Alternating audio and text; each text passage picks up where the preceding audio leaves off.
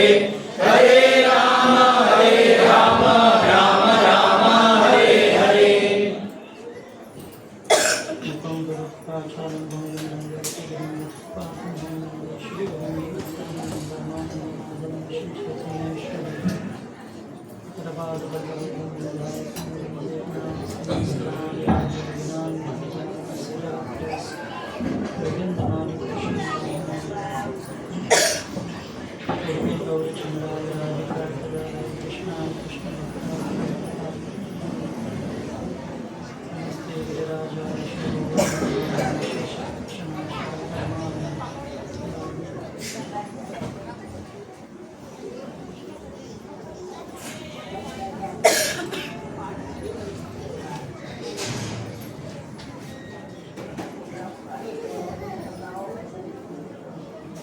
हरे कृष्ण।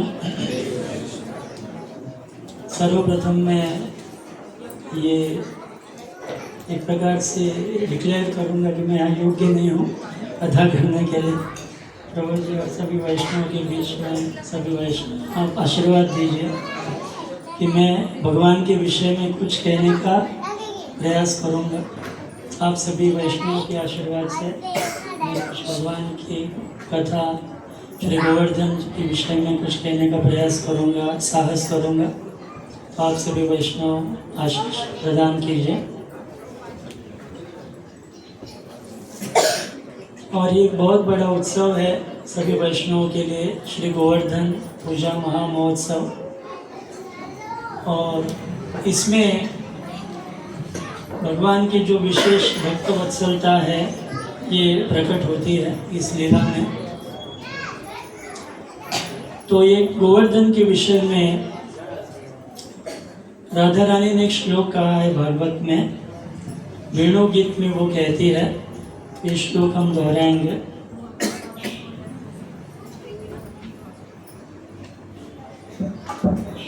सुखदेव गोस्वामी ने श्लोक का उच्चारण किया है। श्री शुक उवाच अंतायमद्रिय बला हरिदास वर्यो यद राम कृष्ण चरण स्पर्श प्रमोद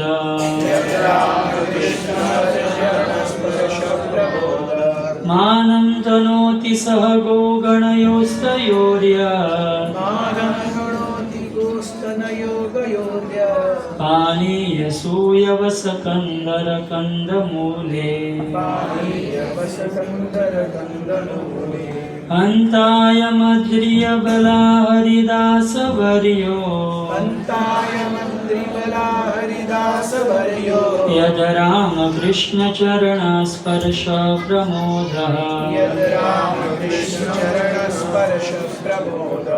मानं तनोति सह गो गणयोस्तयोर्य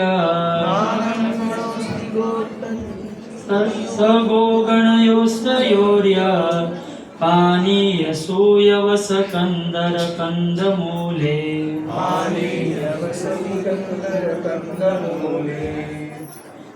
श्री शुक उवाच, श्री सुखदेव गोस्वामी ने कहा, मराठी में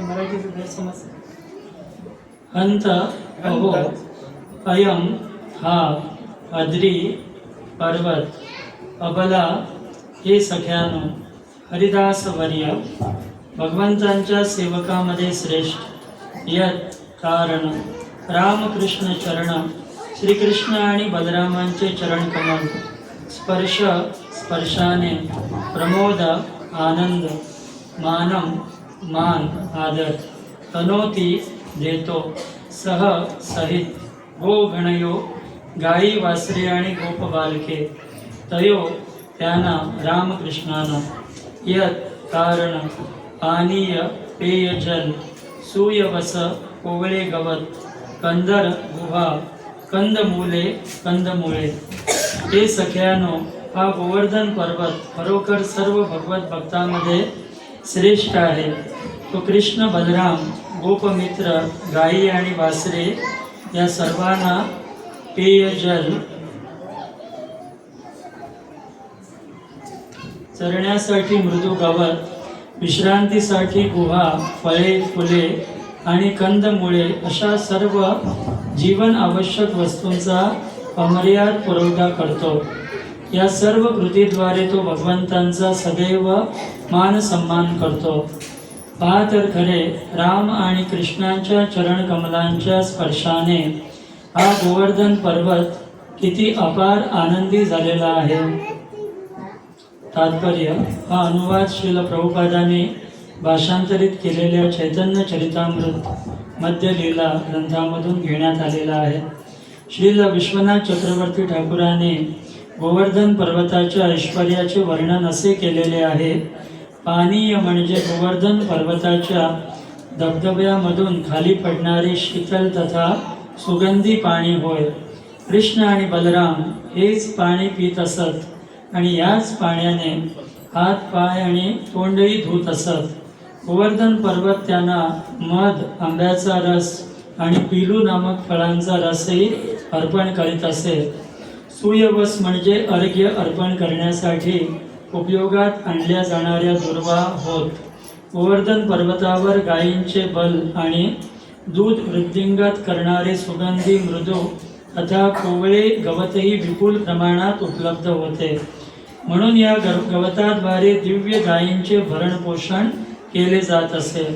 कंदर म्हणजे श्रीकृष्ण, बलराम आणि त्यांचे सवंगडी जेथे क्रीडा, श्रमपरिहार आणि शयन करीत त्या गुहा होत. या गुहा त्यांना उष्ण वातावरणात, शीतल वातावरणात आणि पावसाळ्यात आश्रय तथा आनंद देत असत. गोवर्धन पर्वतावर स्वादिष्ट कंदमुळे, शरीरास अलंकृत करणारी रत्ने, बसण्यासाठी समतल स्थळे, दर्पणासारखे स्वच्छ आणि पारदर्शी पाषाण, निर्मल जल आणि इतरही अनेक नैसर्गिक साधने मोठ्या प्रमाणात आढळतात. तो इसका थोड़ा सा मैं अनुवाद करूँगा, प्रयास करूँगा. तो यहाँ पे राधा रानी वास्तविक सभी गोपियों को कह रही है.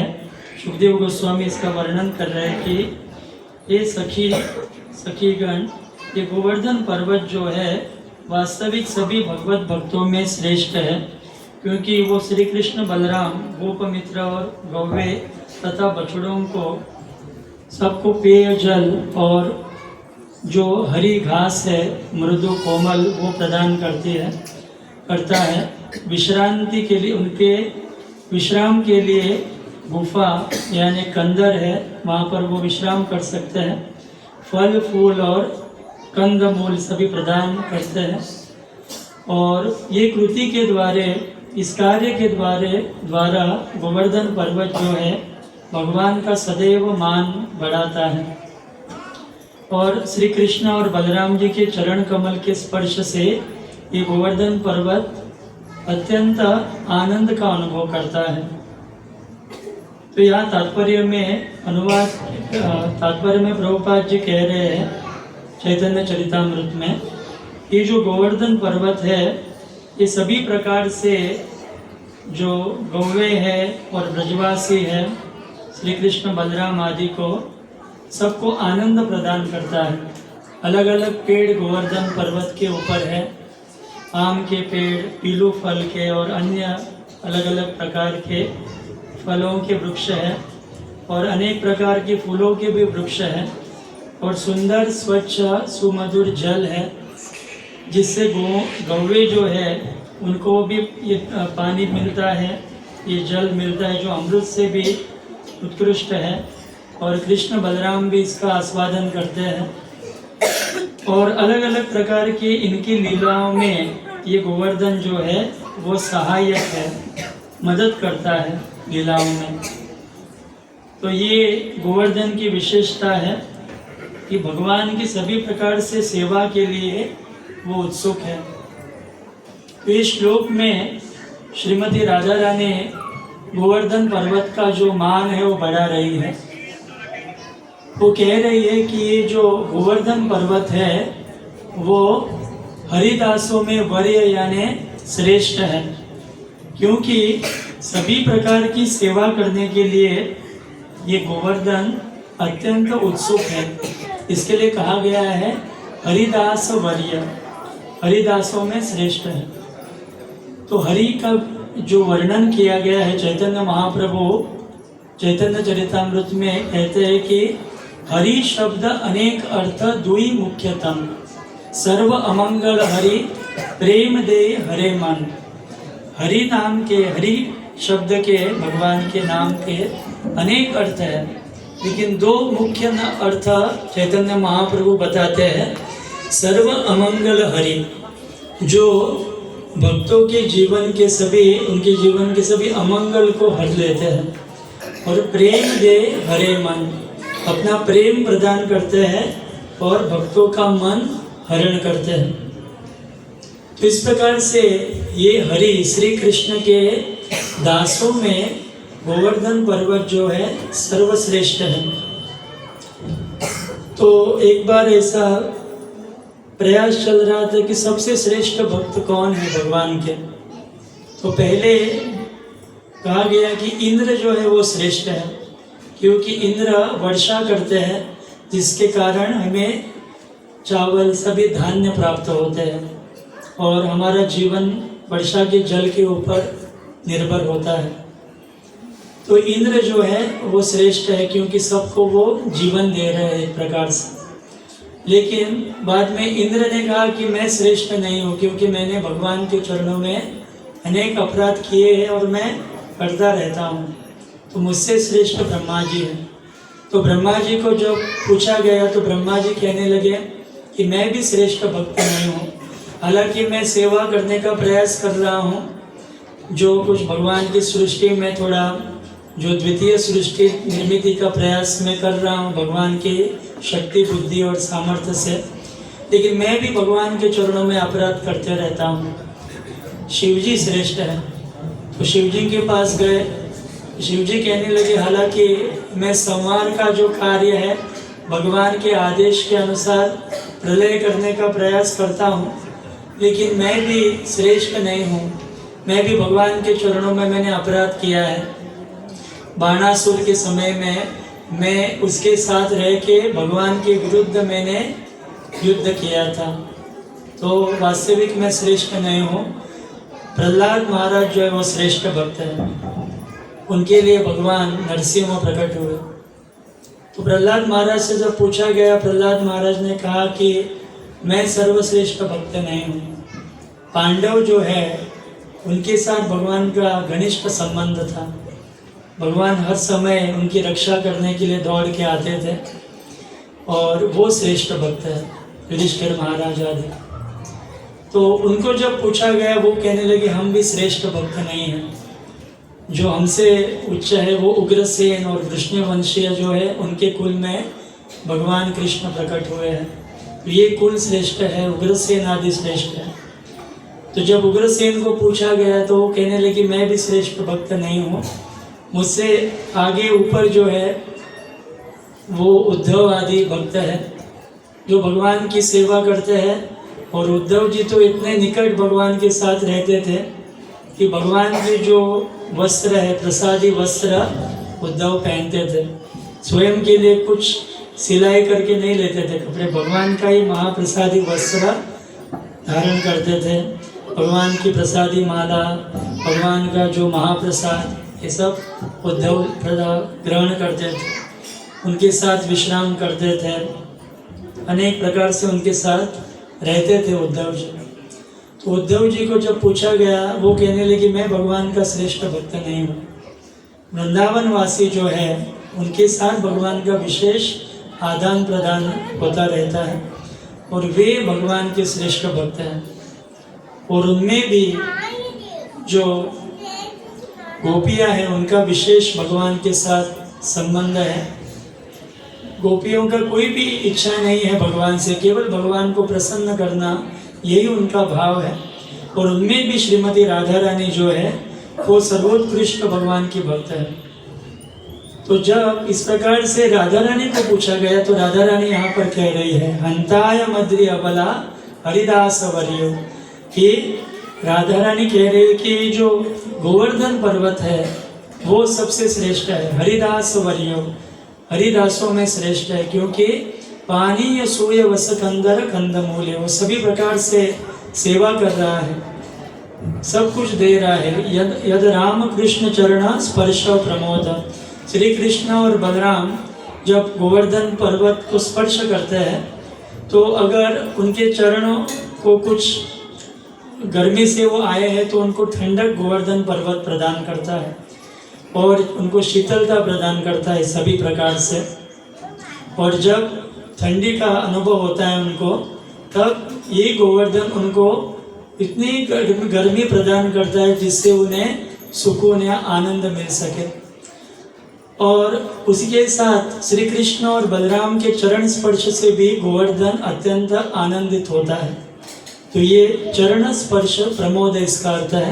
प्रमोद यानी अतिशय आनंद गोवर्धन को भी होता है और उसके साथ श्री कृष्ण बलराम और सभी उनके भक्तों को भी ये गोवर्धन पर्वत आनंद प्रदान करता है। और इसी के साथ पानी प्रदान करता है, स्वच्छ जल, सुमधुर जल, अमृत से भी अधिक उत्कृष्ट। और हरी घास प्रदान करता है, अत्यंत कोमल, मधुर और सुगंधित, जिससे गौओं का पोषण होता है और गौएं स्वस्थ रहती है, अधिक दूध देती है, जिससे सभी ब्रजवासियों का भी पोषण होता है। और कंदर यानी अनेक गुफाएं गोवर्धन के अंदर है, जिसमें श्री कृष्ण बलराम और सखा अनेक लीलाएं संपन्न करते हैं। और जैसे वातावरण है उसके अनुसार वातानुकूलित अनुकूल वातावरण ये कंदर है यानी गुफाएं प्रदान करते हैं। और इसी प्रकार से फल फूल प्रदान करता है गोवर्धन, जिससे जो सखा है भगवान के लिए अलग अलग फूल मालाएं बनाते रहते हैं। उस फूलों से सुंदर सुवासिक मालाएं भगवान को अर्पण करते रहते हैं। तो यशोदा माता श्री कृष्ण को अनेक आभूषण पहना के भेजते थे वन में, लेकिन जैसे ही वन में पहुंचते थे तो ये सभी सखा उनके आभूषण उतार के रखते थे और गोवर्धन से अन्य बाजू से भी जो फूल के वृक्ष है वहाँ से पुष्प चुनते थे और बहुत सुंदर मालाएं भगवान को पहनाते थे। और हर एक की माला भगवान पहन के लेते थे। सब चाहते थे कि भगवान उनकी माला पहने, तो कृष्ण सबकी माला स्वीकार करके पहनते थे।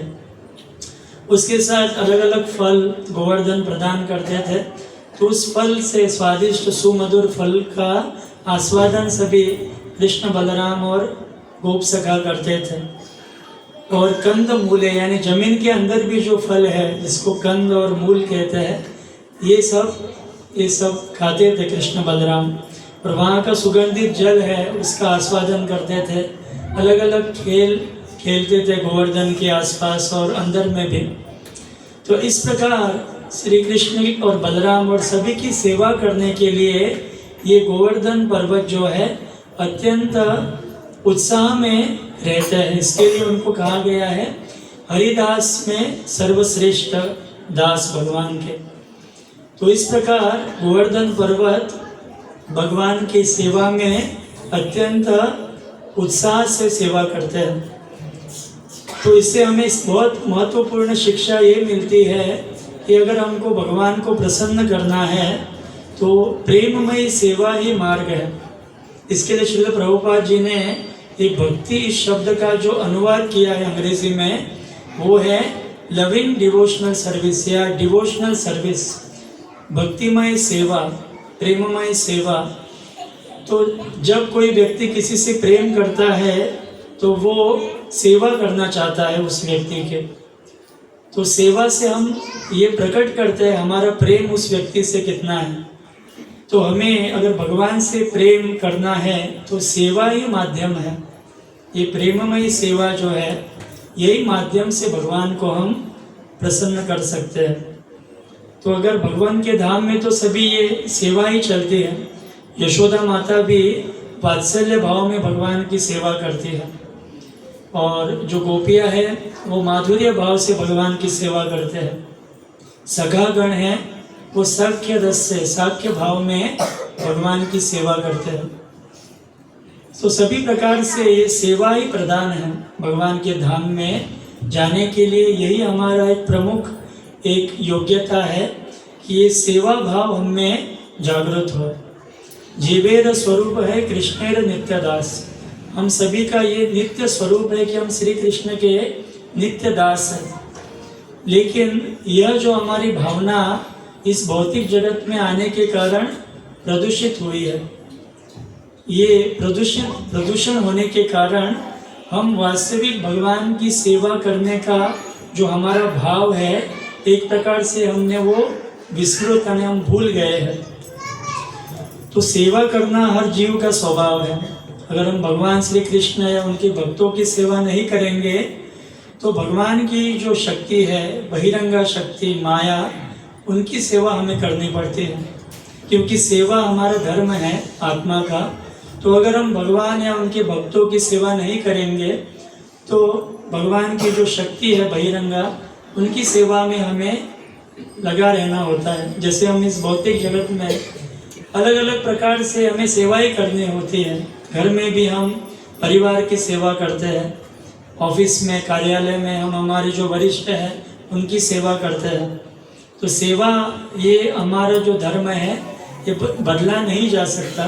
केवल अनुकूल भाव से अगर हम भगवान के प्रति अगर ये सेवा भाव बढ़ाएंगे, भक्तों के प्रति बढ़ाएंगे, तो ये हमारी मूल स्वरूप स्थिति है। ये हमारे वास्तविक संवैधानिक कॉन्स्टिट्यूशनल पोजीशन है हर एक आत्मा की। तो हमें ये सेवा भाव कैसे बढ़ाना है, ये हम गोवर्धन जी के जीवन से देख सकते हैं।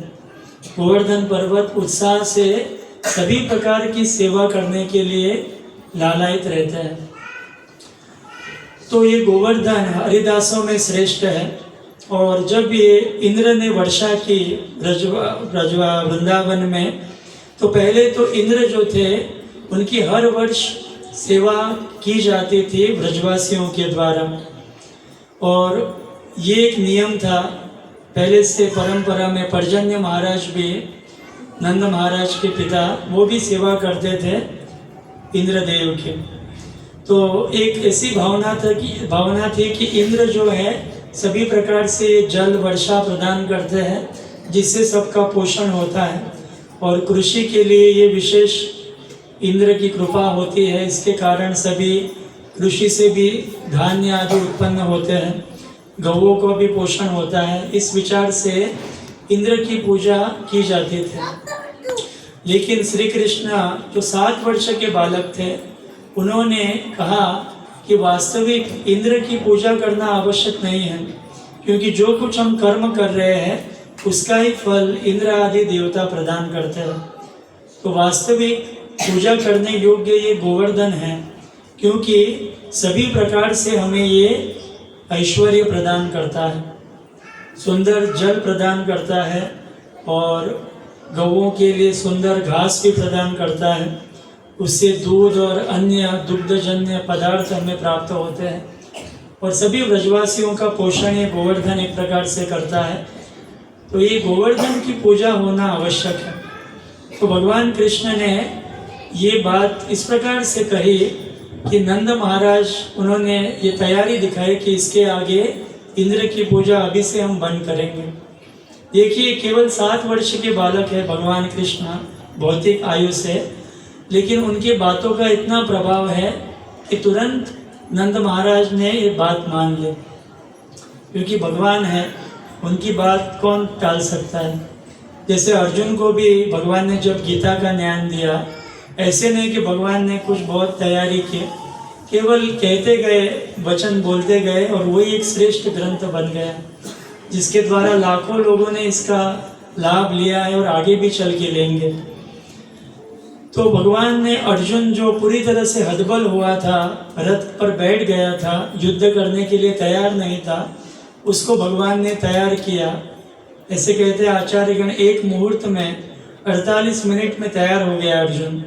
नष्टो मोह स्मृतिर्लब्धा त्वत्प्रसादात् मयाच्युता स्थितोस्मि गत संदेह करिष्ये वचनम तव।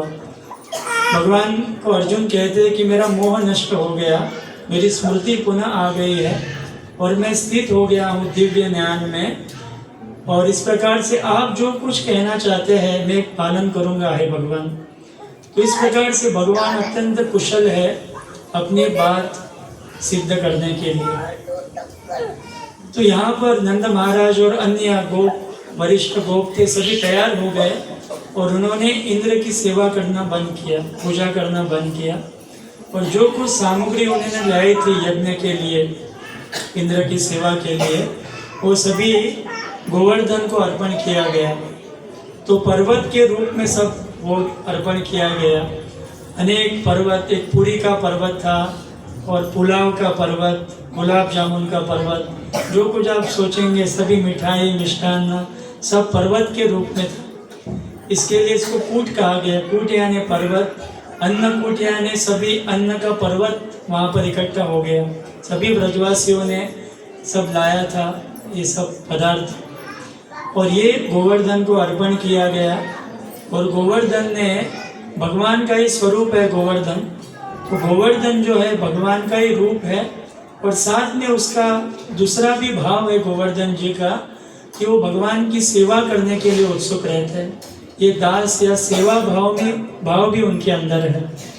जैसे बलराम जी जो है उनको सेवक भगवान कहा गया है, और भगवान श्री कृष्ण सेव्य भगवान।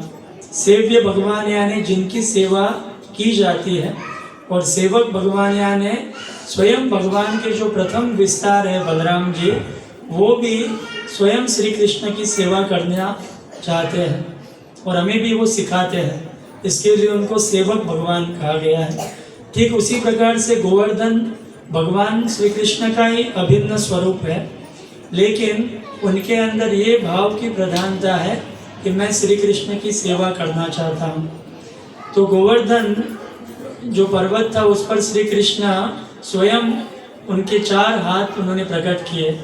गोवर्धन शिला से हाथ प्रकट हुए और उन्होंने सभी भोजन स्वीकार किया। और उसके बाद फिर से भगवान उन्होंने उच्चारण किया अनियोर अनियोर, यानी और लाओ और लाओ। अनि यानी लेके आओ, और यानी और लेके आओ। तो फिर से उनको अर्पण किया ब्रजवासियों ने। तो जब पूरी तरह से भगवान संतुष्ट हुए गोवर्धन जी, उन्होंने फिर से ये प्रदान किया वापस भक्तों के लिए। और वहाँ पर बहुत बड़ा उत्सव हुआ। सभी ने, जहाँ पर ब्रजवासी इकट्ठा होकर उन्होंने ये प्रसाद का आस्वादन किया। भगवान कृष्ण भी थे उनके साथ, और ये सब लीला चल रही थी। तभी गोवर्धन की परिक्रमा भी सभी ने की। सभी जो ब्रजवासी थे, जो वृद्ध थे, वो बैलगाड़ी में बैठ के उन्होंने परिक्रमा की। स्त्रियों ने बैलगाड़ी में बैठ के की, और जो युवक थे वो चल के परिक्रमा कर रहे थे, और उनके साथ गौवे भी थे। तो उन्होंने गोवर्धन जी की परिक्रमा की भगवान के आदेशानुसार। और ये सब लीला जब चल रही थी, इंद्र ने सोचा कि अभी तक मुझे कुछ अर्पण नहीं क्यों किया गया, मैं राह देख रहा हूँ कि कब मुझे ये सब अर्पण हो जाए। तो जब उन्होंने ध्यानपूर्वक देखा तो सब जो है ब्रजवासी गोवर्धन की पूजा में लगे हुए हैं। तो इंद्र को गुस्सा आया और इसका अहंकार जो है उसको ठेस पहुँचे, और उन्होंने सोचने लगा कि ये पत्थर की पूजा, ये पर्वत की पूजा क्यों कर रहे हैं, और ये छोटा सा बालक उसके आदेशानुसार ये सभी वरिष्ठ लोग ऐसे बहकाव में आके ऐसा कार्य कर रहे हैं, तो ये निश्चित दंड के पात्र हैं। इसके लिए इंद्र ने जो संवर्तक बादल है, जो प्रलय के समय में इस्तेमाल उसका किया जाता है, और इतने घनघोर वर्षा के लिए उसका इस्तेमाल होता है जिससे पूरे ब्रह्मांड से सब पानी भर जाए। तो इसके लिए ऐसे बादलों को उन्होंने बुलाया और उन्होंने आदेश दिया कि आप पूरे वृंदावन के ऊपर ऐसी वर्षा करो कि पूरा वृंदावन डूब जाए। मथुरा पे मत वर्षा करो, केवल वृंदावन। कंस को वो मारना नहीं चाहता था इंद्र, लेकिन ये छोटे से अपराध उसको लग रहा था कि बहुत बड़ा अपराध हो गया, बहुत बड़ा उसका अपमान हो गया, और इस कारणवश वो पूरे ब्रजमंडल को डुबाना चाहता था, सभी जीवों को मारना चाहता था। तो जब ऐसे उन्होंने आज्ञा दी, ये जो बादल है वो वर्षा करने लगे, लेकिन उसी के बीच में श्री कृष्ण की शक्ति ने थोड़े समय के लिए वर्षा रुका दी और भगवान दौड़ के गोवर्धन के पास आए और उन्होंने ये गोवर्धन को अपने बाएं हाथ में उठा लिया। आचार्यगण कहते हैं कि उन्होंने छोटी सी उंगली पर ये गोवर्धन धारण किया और उसी प्रकार से भागवत में भी वर्णन है कि बाएं हाथ के ऊपर भगवान ने गोवर्धन धारण किया। तो जैसे गोवर्धन धारण किया भगवान ने, सभी ब्रजवासियों को और सभी वन्य जीवों को उसके नीचे आश्रय दिया। 7 दिन और 7 रात तक सभी ब्रजवासी और सभी वन्य जीव, गौवे आदि सभी गोवर्धन के नीचे थे और एक बहुत बड़ा उत्सव का वातावरण था, क्योंकि भगवान का जो दर्शन है वो सभी को सुलभ नहीं था 24 घंटों के लिए। जो नंद महाराज, यशोदा मैया और सभी थे, वो सुबह दर्शन नहीं कर पाते थे श्री कृष्ण का, क्योंकि बहुत जल्दी सुबह वन में निकल जाते थे कृष्ण बलराम सखाओं के साथ गौओं को लेके, और बाद में शाम को लौट के आते थे। इसके लिए पूरा दिन का उनका जो वियोग था भगवान से, वो 7 दिन के लिए दूर हो गया। 7 दिन और 7 रात वो भगवान का दर्शन कर पाए। तो और उसी प्रकार से जो वन्य जीव थे वो रात के समय में भगवान का दर्शन नहीं कर पाते थे, लेकिन इस लीला में सभी वो सुबह दर्शन करते थे कृष्ण का, लेकिन इस लीला में दिन रात उन्होंने भी भगवान के दर्शन किए। तो सभी जो भक्त है 5 रसों में जो भगवान से प्रेम करते हैं वो भगवान का दर्शन कर पाए, और उनके लिए ही सबसे बड़ा उत्सव था। पूरा खाना पीना भूल के वो केवल भगवान के दर्शन से अत्यंत संतुष्ट हुए। और भगवान ने ऐसी योजना की कि गोवर्धन तो उन्होंने धारण किया, लेकिन एक बूंद भी जमीन पे नहीं गिरी ब्रजमंडल पे। पूरा जो वर्षा होती थी गोवर्धन के ऊपर अपना सुदर्शन चक्र भगवान ने रखा, जिससे पूरा जो पानी था ऊपर ही ऊपर बाष्प बन गया था, स्टीम हो गया, इवेपोरेट हो गया एक प्रकार से, और नीचे एक बूंद भी नहीं गिरे। तो इंद्र सोचने लगा शायद अभी पूरा ब्रजमंडल बह के गया होगा, और देखने के लिए देखा उसने, तो देखा ब्रजमंडल से उस घास से धूल उड़ रही है। इसका अर्थ क्या है कि एक बूंद भी जमीन पे नहीं गिरे, और धूल देख रहा था इंद्र। तो तुरंत वो सोचने लगा कि ये कैसे संभव है।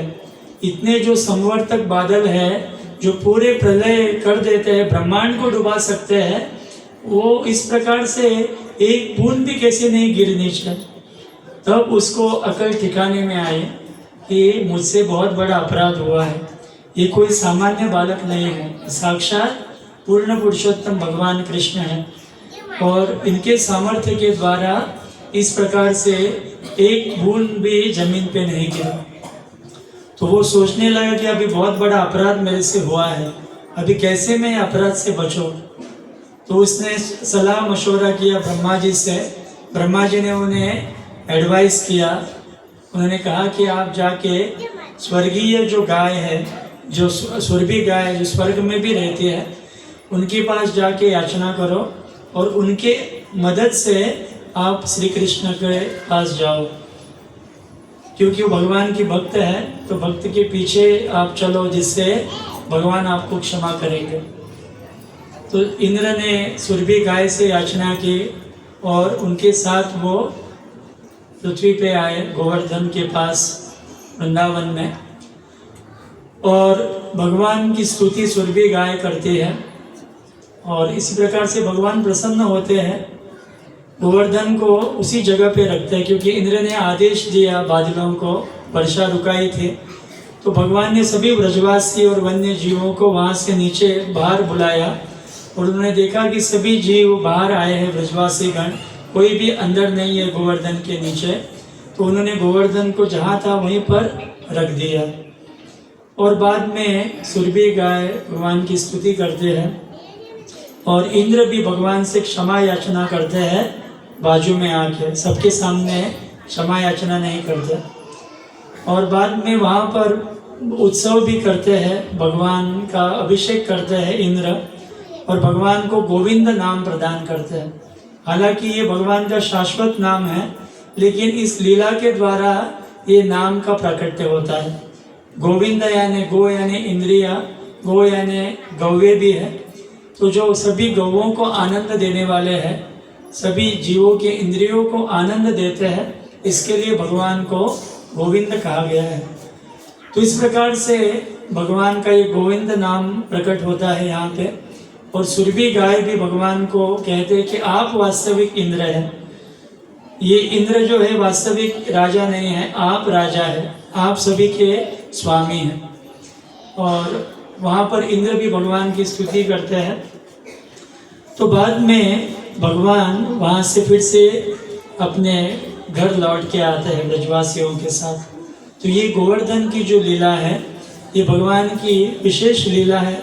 वास्तविक सभी लीला भगवान की विशेष है, लेकिन इस लीला के द्वारा भगवान अपने भक्त वत्सलता प्रकट करते हैं कि भगवान अपने भक्तों से कितना प्रेम करते हैं कि उनके लिए वो कुछ भी करने के लिए तैयार होते हैं। जैसे हम देखते हैं अर्जुन के लिए भगवान सारथी बने, ड्राइवर बने भगवान, और उन्होंने ये सेवा की। और अर्जुन के जो रथ के घोड़े हैं भगवान स्वयं साफ करते थे अपने हाथों से, उनको खिलाते थे, उनकी निगरानी, उनका ख्याल भगवान करते थे, पालन पोषण भगवान स्वयं करते थे। और सभी प्रकार से अर्जुन की रक्षा या पांडवों की रक्षा भगवान ने की। तो ये भगवान का जो भाव है भक्त वत्सलता, कि अपने भक्तों के वश में रहना भगवान पसंद करते हैं। तो इसके विषय में भगवान के अनेक नाम हैं, अनेक गुण हैं। तो एक भगवान का गुण है भृत्य वश्यता। भृत्य यानी भगवान के सेवक, भगवान के दास, उनको भृत्य कहा गया है। ऐसे भगवान के सेवक जो है उनकी सेवा करने के लिए भगवान तैयार रहते हैं। अपने ही सेवकों की सेवा करने में उन्हें आनंद मिलता है। ये भगवान का विशेष गुण है भृत्य वश्यता। अपने सेवकों के अधीन भगवान रहते हैं। जैसे यशोदा माता, उनके अधीन भगवान रहते हैं। जो भगवान किसी के अधीन नहीं है, एक दृष्टि से, तत्व की दृष्टि से भगवान सभी के स्वामी हैं। ब्रह्मा, शिव आदि देवता और सभी देवता, ऋषि, सभी जीव अपने कर्मों के द्वारा बंधे हैं और इनका फल देने के लिए भगवान है। भगवान विष्णु सबको फल देते हैं सबके कर्म के अनुसार। इससे भगवान सबके स्वामी हैं, सबके नियंत्रक है, नियंता है। लेकिन ऐसे जो भगवान हैं अपने भक्तों के नियंत्रण में रहना पसंद करते हैं। तो यशोदा माता जो है उनके अधीन भगवान रहते हैं। माता भगवान को छड़ी दिखाती है, भगवान रोते हैं, बन जाते हैं माता के द्वारा, भगवान को बांधती है यशोदा माता। तो भगवान से भी अधिक शक्ति यशोदा माता के पास है। और कोई भी खोलने के लिए किसी के पास शक्ति नहीं है उनको। तो नंद महाराज आके खोलते हैं, क्योंकि वो भी वात्सल्य भाव के भक्त हैं। तो वात्सल्य भाव की यशोदा माता है और खोलने वाले भी वात्सल्य भाव के नंद महाराज है।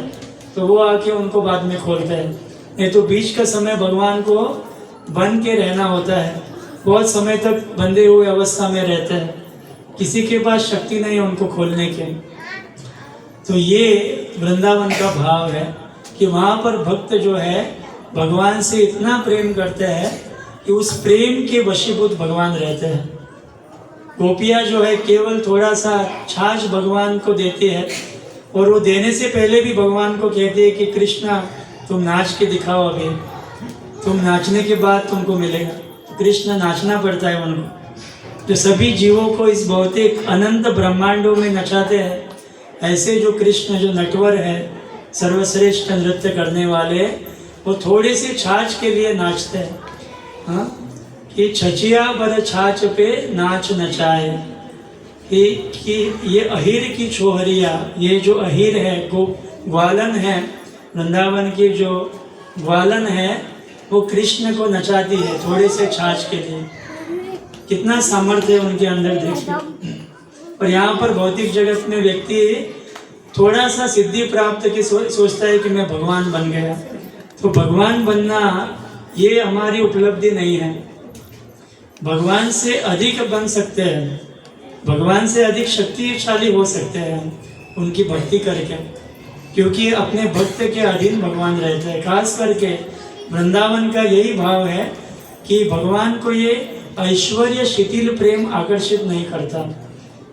जो वैकुंठ में जो भाव है उसमें ऐश्वर्य की प्रधानता है, तो उसमें सभी लोग भगवान को परमेश्वर और पुरुषोत्तम और उनकी पुरुष सूक्त से सेवा अर्चना करते हैं, बार बार उनको प्रणाम करते हैं।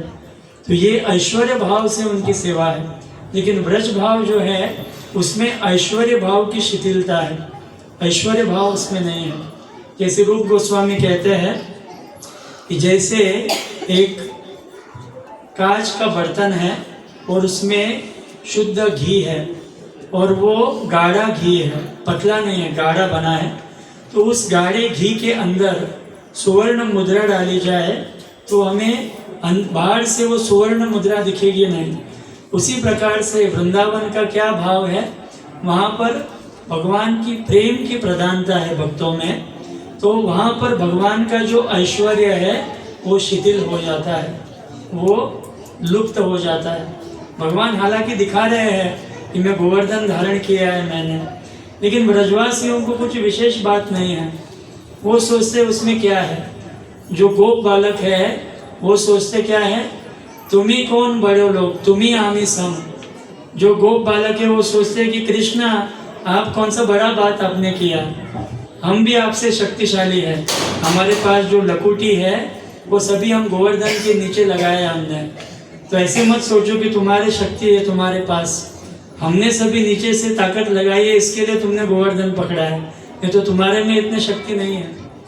और जो यशोदा माता है वो सोच रही है, मेरा लाला जो है वात्सल्य भाव से सोच रही है कि ये गोवर्धन पर्वत, उसने इतना बड़ा पर्वत धारण किया है, उसको भूख लगी होगी, उसका हाथ दर्द करता होगा, तो जाके वहाँ पर मालिश करते हैं कृष्ण के हाथ, और वहाँ पर खिला रही है यशोदा माता, सोच रही है कि खिलाने से ताकत आएगी उनको। और जो प्रेममयी गोपियाँ है माधुर्य भाव के, वो सोच रहे हैं कि कृष्ण का दर्शन मिल रहा है और अपलक दृष्टि से कृष्ण को देख रही है, उनके सौंदर्य को अपने आँखों से पी रही है।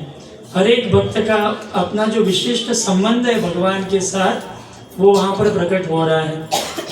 तो ऐसे एक ब्रज भाषा में कवि कह रहे हैं कि भगवान ने गोवर्धन लीला की है, उसके पीछे रहस्य क्या है, कहाँ से वहाँ शक्ति आई उनको।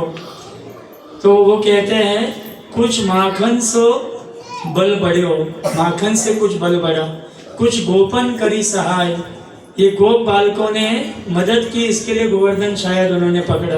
तो आगे कहते हैं नहीं नहीं, उससे भी अधिक बल कहाँ से मिला, श्री राधा जी की कृपा से गिरिवर धरो उठाए। कि वास्तविक कृपा राधा रानी की हुई कि उनकी कृपा से श्री कृष्ण ने गोवर्धन धारण किया। माखन से थोड़ा बल मिला, यशोदा माता ने माखन खिलाया, साथ में ग्वाल बालकों ने भी लकुटी लगाई, उससे भी थोड़ा बल बढ़ गया कृष्ण का। लेकिन सबसे अधिक बल कैसे मिला, श्री राधा जी की कृपा से गिरिवर धरो उठाए। ये गोवर्धन गिरिराज जो है राधा रानी की कृपा से कृष्ण उठा सके। इसके लिए कैसे, क्योंकि राधा रानी उनके वाम भाग में रहती है, वामांगी है, लेफ्ट साइड में रहती है, तो ये पावर हाउस है, यहाँ से ताकत आ रही है, तो लेफ्ट हाथ से गोवर्धन उठाए श्री कृष्ण ने। तो ये शक्ति कौन है, राधा रानी उनको दे रही है। तो ये रसिक भाव भक्तों का भाव है। तो इस प्रकार से भगवान वृंदावन में जो है उनका ऐश्वर्य भाव में उनको रुचि नहीं है भक्तों को, केवल भगवान से वो इतना प्रेम करते हैं कि वो प्रेम के वशीभूत भगवान रहते हैं। और यही हमें चैतन्य महाप्रभु ने दिया, यही प्रभुपाद जी ने दिया है, यही परंपरा में ये ब्रज भक्ति रस, ब्रज भक्ति भाव हमें दिया है। ऐश्वर्य भाव हमें ये गौड़ीय संप्रदाय या इस्कॉन का ये भाव नहीं है, हमारा वास्तविक भाव है ये ब्रज भक्ति, जिसमें नंद महाराज यशोदा माता वात्सल्य भाव से भगवान से प्रेम करती है, गोपियाँ माधुर्य भाव से भगवान से प्रेम सेवा करते हैं, और जो सखा है सख्य भाव से।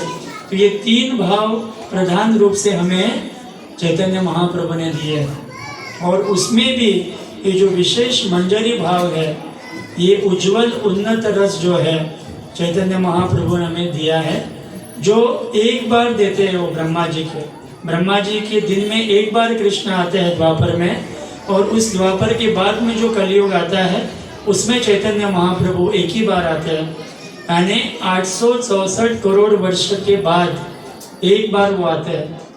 अभी आए हैं केवल 500 साल पहले चैतन्य महाप्रभु, इसके बाद 864 वर्ष के बाद, करोड़ वर्ष के बाद ये ब्रज भक्ति रस हमें जिसको मिलेगा उस समय में, तो हम बहुत ही भाग्यशाली जीव है कि हमें ये ब्रज भक्ति जो है, जिसमें भगवान अपने भक्तों के अधीन रहना पसंद करते हैं, ये हमें प्राप्त हुआ है परंपरा से। ये कुछ सामान्य बात नहीं है, बहुत ही विशेष है, बहुत ही दुर्लभ है, और इसकी तुलना नहीं की जा सकती। तो चैतन्य महाप्रभु रूप गोस्वामी को कहते हैं कि अनंत जीव ब्रह्मांड में है, अनंत ब्रह्मांड है। अनंत शब्द का अर्थ है जिसका कोई अंत नहीं है, इनफाइनाइट, अनंत ब्रह्मांड है, भौतिक ब्रह्मांड और आध्यात्मिक वैकुंठ भी। लेकिन खास करके भौतिक जगत में जो केवल 25% है आध्यात्मिक जगत के पॉपुलेशन का, यहाँ पर भी अनंत ब्रह्मांड है, और अनंत ब्रह्मांड में अनंत जीव भ्रमण कर रहे हैं अलग अलग शरीरों में कर्म के अनुसार। और ऐसे अनंत ब्रह्मांड में जो मनुष्य है, तार मध्य मनुष्यगण अति अल्पतम, बहुत ही कम है मनुष्य संख्या। और ऐसे भी मनुष्यों में जो वेदों को मानने वालों उनको आस्तिक कहा गया है, और जो वेद को नहीं मानते उनको नास्तिक कहा गया है। तो ऐसे जो आस्तिक है, जो वेदों को मानते हैं, उनमें भी जो भगवान के साकार रूप को मानने वाले बहुत कम हैं। अधिकांश निराकार भगवान को मानते हैं कि भगवान का जो कोई रूप नहीं है, ऐसे मानने वाले। तो ऐसे निराकारवादियों में भगवान के साकार रूप को मानने वाले बहुत कम हैं, और ऐसे साकार में भी भगवान की सेवा करने वाले बहुत कम हैं। साकारवादी कहते हैं कि हाँ भगवान है, परमेश्वर है, लेकिन वो कुछ सेवा नहीं करना चाहते। लेकिन ऐसे जो सेवा जो नहीं करते, उनमें जो सेवा करने वाले हैं वो बहुत कम हैं। लेकिन वो जो सेवा करने वाले हैं उनके अंदर कुछ स्वार्थ है, सभी निस्वार्थ भाव से नहीं करते, भगवान से कुछ भौतिक लाभ इच्छा चाहते हैं, कुछ कामना उनकी है। तो ऐसे जो स्वार्थी सेवक है, सकाम भक्त है, उनमें निष्काम भक्त बहुत कम है, जो कोई कामना भगवान से नहीं रखते, केवल भगवान की प्रसन्नता, भगवान की प्रसन्नता में उनकी प्रसन्नता, ऐसे भक्त कम है। और ऐसे जो जीव है जो भगवान की निस्वार्थ सेवा करना चाहते हैं, वो भी कभी कभी भौतिक इच्छाओं से ग्रस्त हो जाते हैं, मोहित हो जाते हैं माया के द्वारा।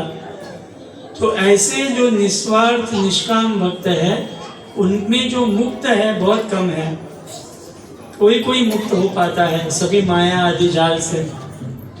ऐसे करोड़ों मुक्तों में चैतन्य महाप्रभु कहते हैं कि एक कृष्ण भक्त, कोटि मुक्त मध्ये एक कृष्ण भक्त।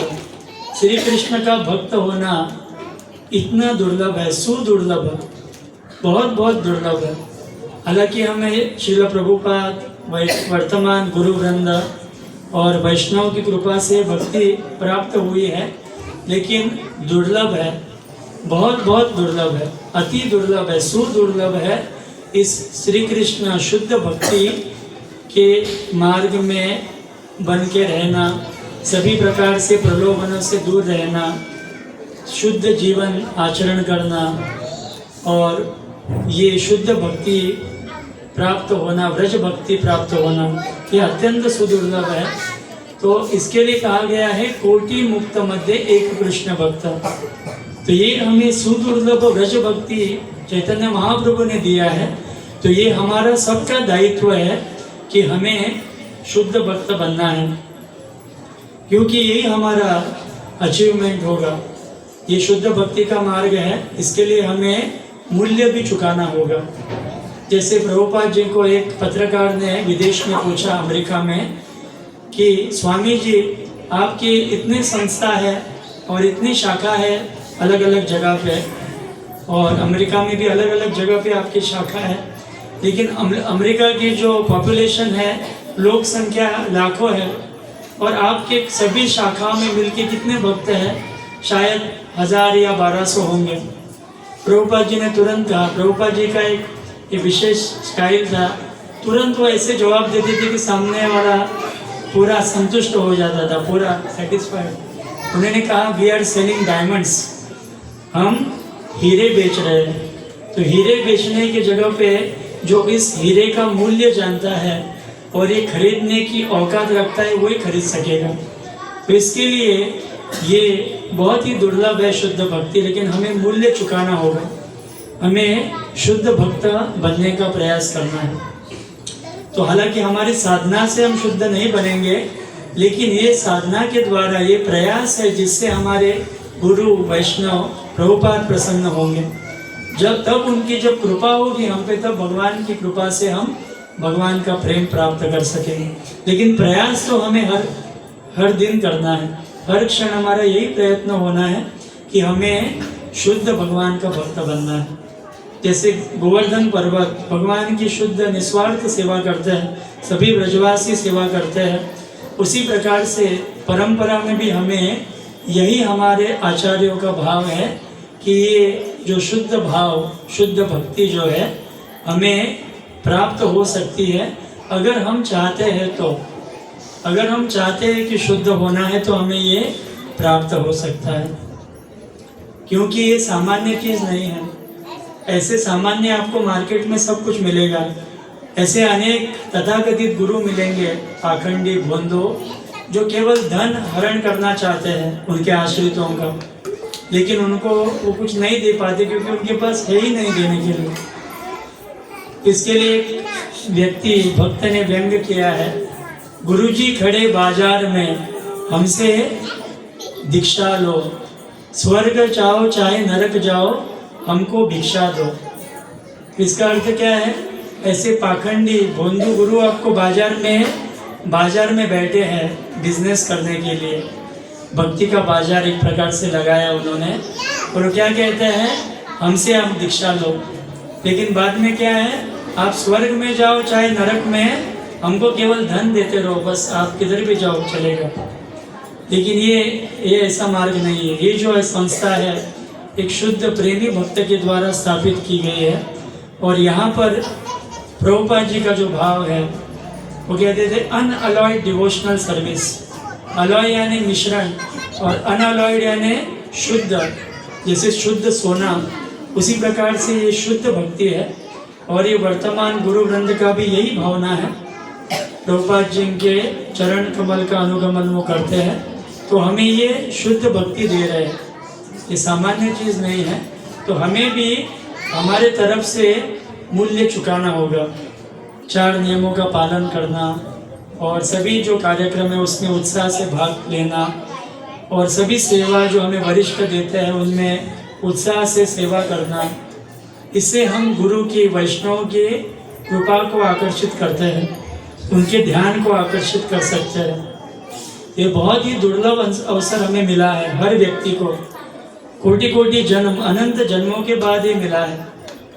प्रभुपाद जी के एक शिष्य थे भवानंद दास, ऐसे प्रभुपाद जी ने उनको दीक्षा में नाम दिया। तो आके प्रभुपाद जी से पूछने लगे, प्रभुपाद ये भव आनंद का अर्थ क्या है? तो प्रभुपाद जी ने कहा, भव यानी जन्म मृत्यु का सागर, यहाँ पर सब जन्म लेते हैं और मृत्यु को प्राप्त करते हैं, और बीच में बुढ़ापा और रोग को प्राप्त करते हैं। तो उनका आश्चर्य लगा, इसमें आनंद क्या है? उन्होंने फिर से प्रभुपाद जी को पूछा। प्रभुपाद जी ने कहा, ये भव सागर में सेवा का, प्रचार का आनंद, भक्ति का आनंद, यही भवानंद है। ये भव सागर में हम सब डूब रहे हैं और सफोकेट हो रहे हैं, अलग अलग प्रकार से यातना भोग रहे हैं, लेकिन इसमें हमें ये एक बहुत ही शक्तिशाली नौका मिली है जिससे हम ये भव सागर पार कर सकते हैं। भगवान के चरण कमल की ये शक्तिशाली नौका है, इसमें बैठ के हम शुद्ध होके भगवत धाम जा सकते हैं। तो ये हमें सबको मिला है एक मौका, अवसर भगवान की भक्ति करने का, सेवा करने का। जैसे अभी आने वाले 23 तारीख को मोक्षदा एकादशी है, गीता जयंती है, जिस दिन भगवान ने अर्जुन को कुरुक्षेत्र के रणभूमि पे गीता का ज्ञान दिया था, और हम सभी को भगवान ने अर्जुन के माध्यम से ज्ञान दिया। तो प्रभुपाद जी को हम प्रसन्न कर सकते हैं अधिकाधिक उनके ग्रंथों को, भगवत गीता, भागवत या अन्य ग्रंथों का अधिकाधिक वितरण करने से। प्रभुपाद जी कहते थे कि if you want to please me distribute my books, मेरी पुस्तकों का आप अधिकाधिक वितरण करो।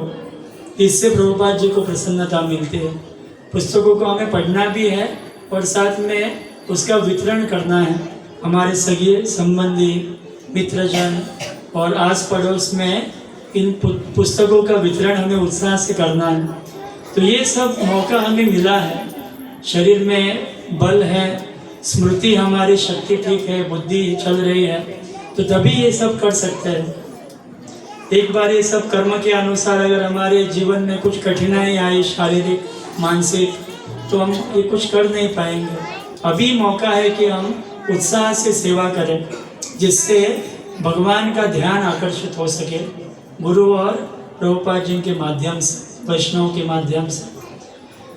तो ये गोवर्धन पर्वत हमें सब शिक्षाएं दे रहे हैं कि हमें सेवा भाव कैसे जागृत करना है। सभी बड़े बड़े भक्त भगवान की सेवा उत्साह से करते हैं।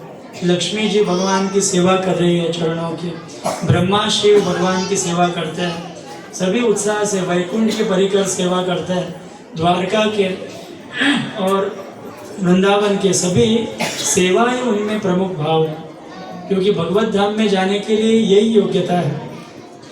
तो ये गोवर्धन को भगवान ने धारण किया अपने हाथ पे, तो जो लक्ष्मी को भी सौभाग्य नहीं मिला वो गोवर्धन को मिला है।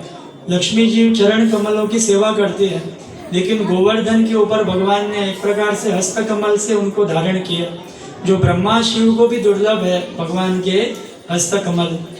वामन देव ने जब विस्तार किया था अपने चरण का, तब ब्रह्मा और शिव को, ब्रह्मा जी को उनके चरणों का अभिषेक उन्होंने किया, जो गंगा जल है, कारणोदक जल जो आया प्रवेश किया ब्रह्मांड से, तो उसका अभिषेक ब्रह्मा जी ने किया। और शिव जी अपने मस्तक पे धारण करते हैं गंगा को, तो ये ब्रह्मा शिव उनके स्पर्श से जो जल है उनका संपर्क उनके साथ आता है। लेकिन गोवर्धन को भगवान ने 7 दिन और 7 रात अपने हस्त कमल पे धारण किया। केवल भगवान के हस्त कमल के स्पर्श से गोवर्धन इतना प्रफुल्लित हुआ, इतना हल्का हो गया आनंद से, कि भगवान को कुछ भार का अनुभव नहीं हो रहा था। आराम से भगवान के हाथ के थोड़े ऊपर वो उठ गया, आनंद से मग्न होकर। तो इस प्रकार से गोवर्धन जो है, भगवान उनको मान दे रहे हैं, अपने भक्त का मान भगवान बढ़ाते हैं। अपना मान भले टल जाए, भक्त का मान न टलते देखा, प्रबल प्रेम के पाले पड़ के प्रभु को नियम बदलते देखा। भगवान अपना मान देखते नहीं, अपने भक्त का मान बढ़ाने के लिए अपने नियमों को भी तोड़ने के लिए तैयार रहते हैं। जैसे भीष्म देव का मान बढ़ाने के लिए भगवान ने अस्त्र शस्त्र यानी रथ का जो चक्का है अपने हाथ में उठाया, तो भीष्म देव का मान उन्होंने बढ़ाया। अपने मान की परवाह भगवान को नहीं है, आगे चल के लोग क्या कहेंगे, मैंने बोला था अस्त्र शस्त्र नहीं उठाऊंगा, अभी आगे चल के लोग बोलेंगे, ऐसे सब भगवान अपने नियम तोड़ते हैं। भगवान को कुछ फर्क नहीं पड़ता, लेकिन अपने भक्त का मान बढ़ाना यही भगवान का स्वभाव है। अपना नियम टूटा टूटा फर्क नहीं पड़ता भगवान को। तो इस प्रकार से गोवर्धन का मान भगवान बढ़ा रहे हैं, अपने हस्त कमल पर धारण किया 7 दिन और 7 रात। और सभी व्रजवासी को एक मौका मिला भगवान का, भगवान के साथ निरंतर प्रेम का आदान प्रदान करने के लिए।